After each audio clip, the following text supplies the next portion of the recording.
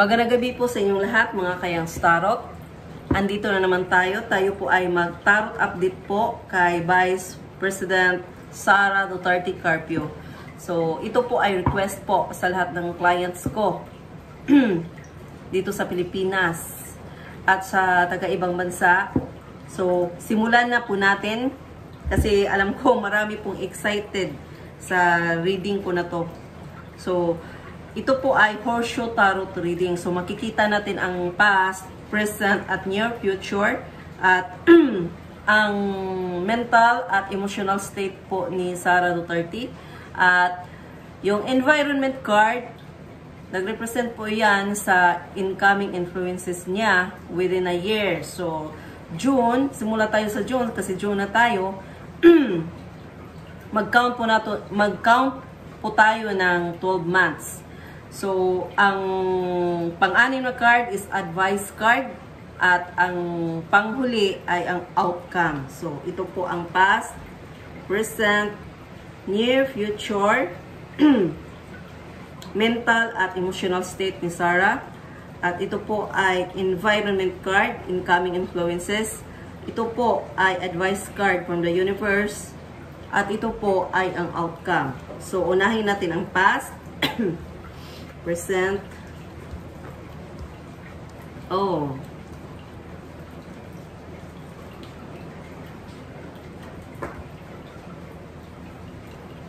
Overall, maganda po yung cards niya.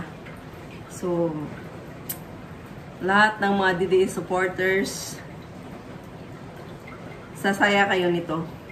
So, simula tayo sa past. Ang past is 5 of Pentacles reverse. Anong ibig sabihin nito? So, ito po ay truth chakra card. So, unahin natin ang pag-reverse ng card na to.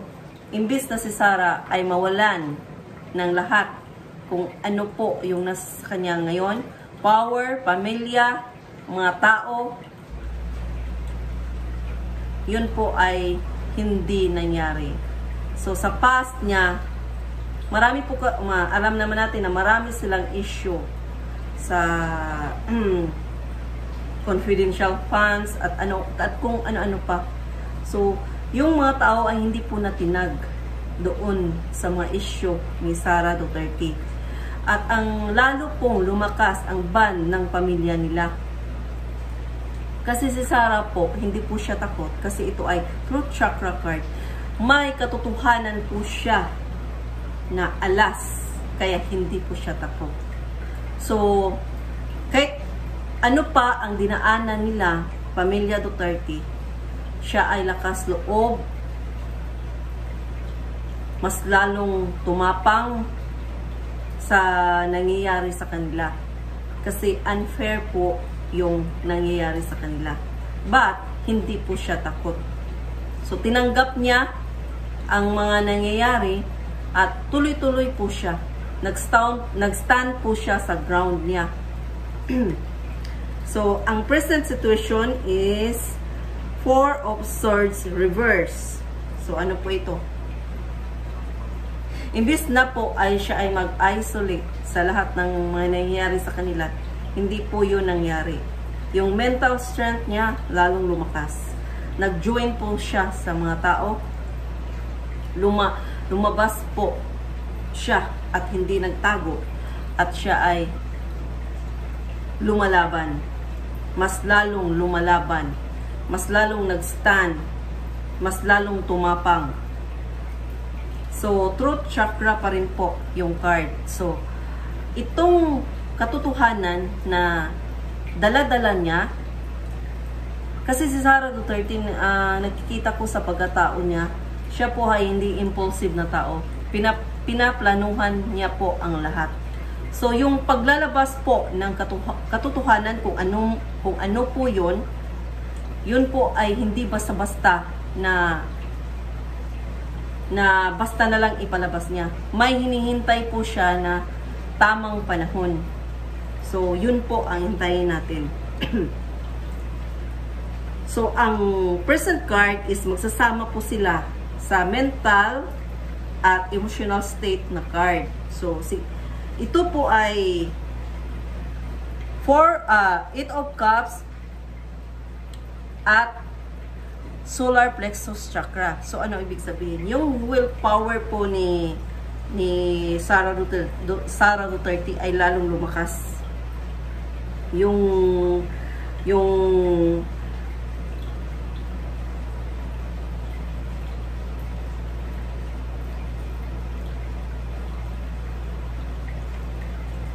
hindi po siya nakikita ko dito na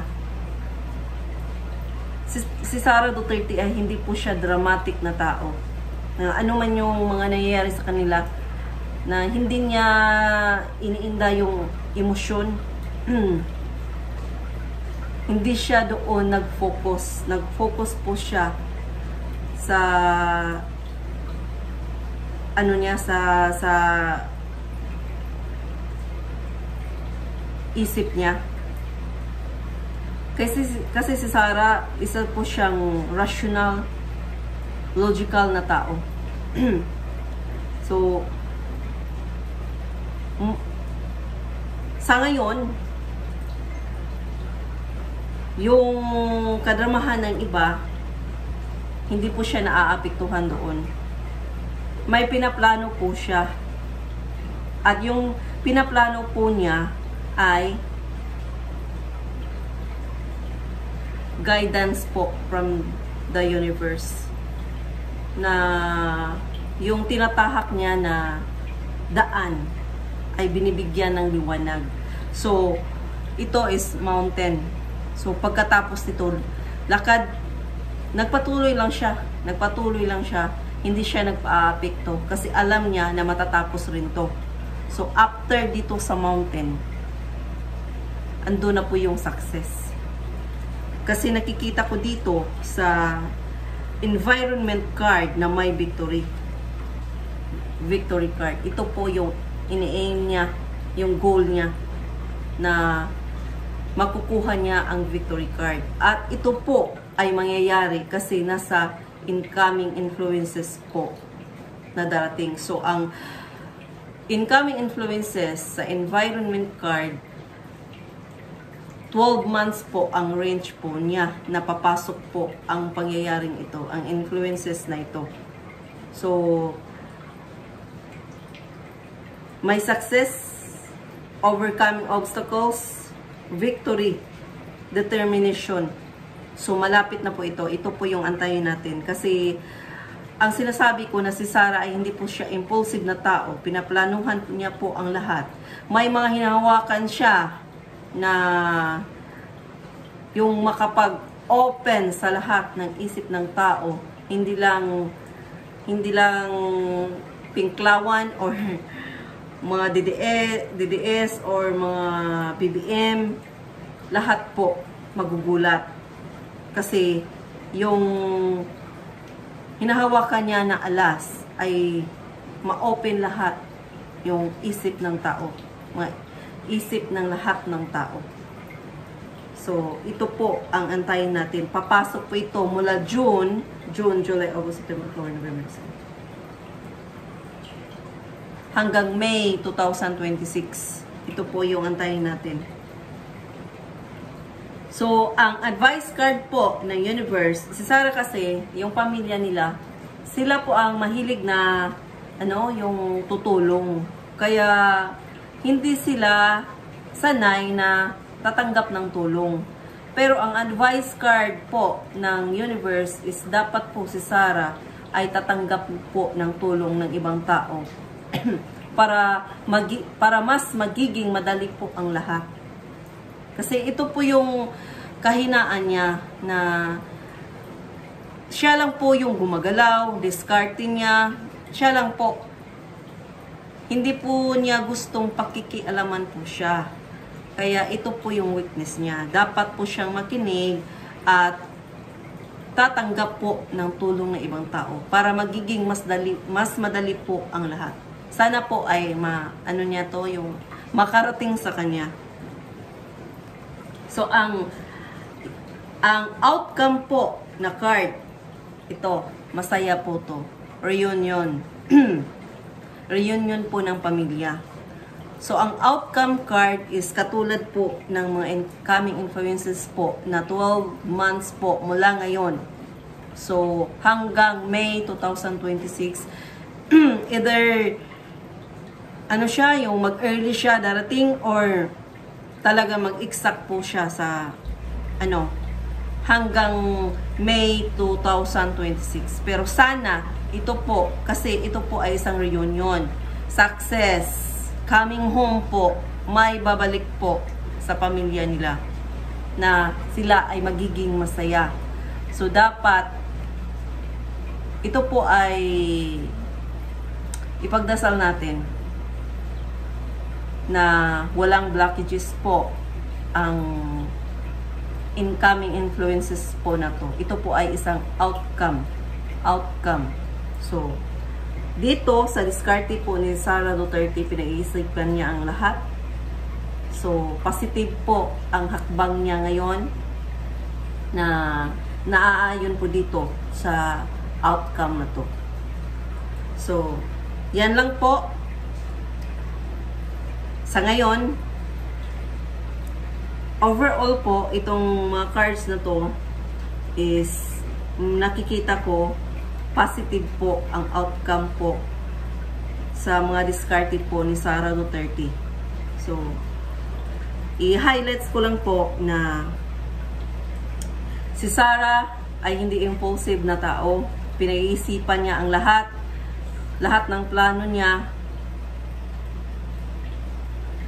ay hindi po siya basta gagawa ng mga actions na hindi po pinag-iisipan. So, yung alas na sinasabi ko na hinahawakan niya ay lalabas po yon sa takdang panahon na inaasahan niya ni Sara na siya lang po ang nakakaalam kung ano po, kung kailan po ang tamang panahon na ilabas po niya ang alas na hinahawakan niya para po makamtan nila ito. Yung ma-overcome nila ang lahat ng obstacles, reunion, at may uuwi po. So, maraming salamat po sa inyong lahat.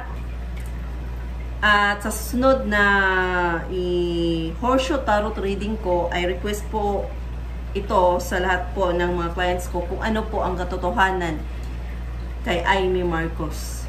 So, abangan nyo po. Maraming salamat po sa inyong lahat.